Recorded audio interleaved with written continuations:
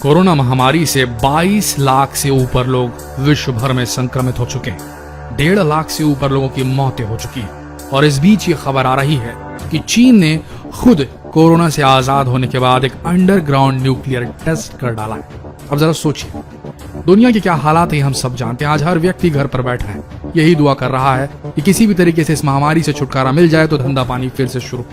देश का हर नागरिक एक दूसरे की मदद कर रहा है। कई संगठन, कई राजनीतिक दल एकजुट होकर इस वायरस से निजात पाने की जद्दोजहद में लगे हुए हैं और खबर ये आती है कि चीन ने न्यूक्लियर टेस्ट किया है।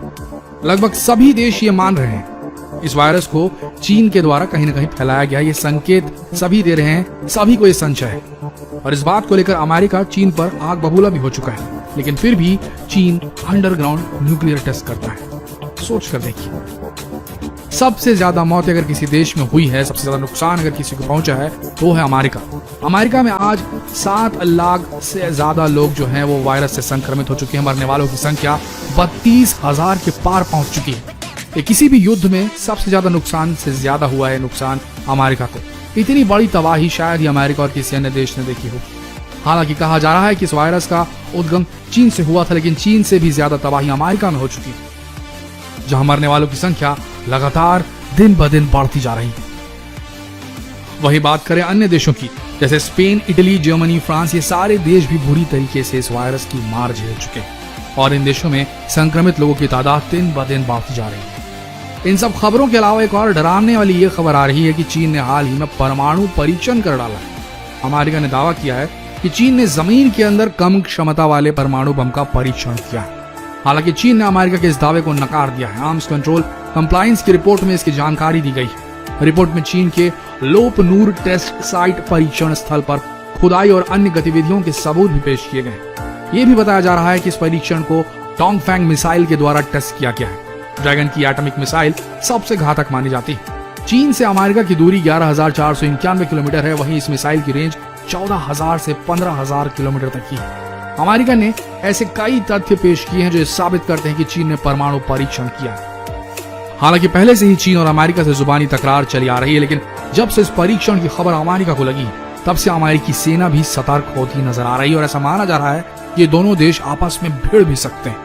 हाल ही में खबर मिली है कि अमेरिका अपनी नाविक सेना और फाइटर जेट्स लगातार चीन के दक्षिणी महासागर में बढ़ाता जा रहा है और चीन के मना करने के बावजूद अमेरिका अपनी सेना दक्षिणी महासागर से हटाने को तैयार नहीं है। अमेरिका को यह लग रहा है कि चीन इस परमाणु परीक्षण से अमेरिका से युद्ध करना चाह रहा है ताकि वो एक सुपर पावर देश बन सके और चीन के इन्हीं मंसूबों को देखते हुए अमेरिका लगातार अपनी सेना को एक्टिव करता जा रहा है। वहीं चीन का इस परीक्षण पर कहना है कि उन्होंने ऐसा कोई भी परीक्षण नहीं किया है। वो लगातार इन दावों को झूठा बताते आ रहा है, लेकिन अब हालात ये हैं कि चीन पर कोई भी देश विश्वास करने को तैयार नहीं है। लेकिन सवाल ये उठता है कि अगर चीन ने ऐसे समय में परमाणु परीक्षण किए हैं तो आखिर क्यों किए हैं? क्या वो वाकई में अमेरिका से युद्ध लड़ना चाहता है? और अगर युद्ध होता है तो अमेरिका की इस पर क्या प्रतिक्रिया होगी? देखा जाए तो अमेरिका के पास 6,185 न्यूक्लियर बॉम्ब है, वहीं चीन के पास सिर्फ 290 न्यूक्लियर बॉम्ब है और जाहिर सी बात है अमेरिका इस युद्ध में चीन पर भारी पड़ेगा।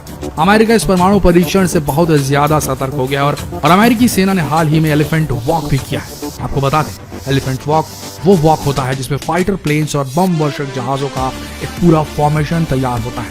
इसे तब तैयार किया जाता है जब अमेरिका को लगता है कि उस पर हमला होने वाला है और जैसे ही कोई हमला होता है ये जहाज जवाब देने के लिए तुरंत तैयार रहते हैं।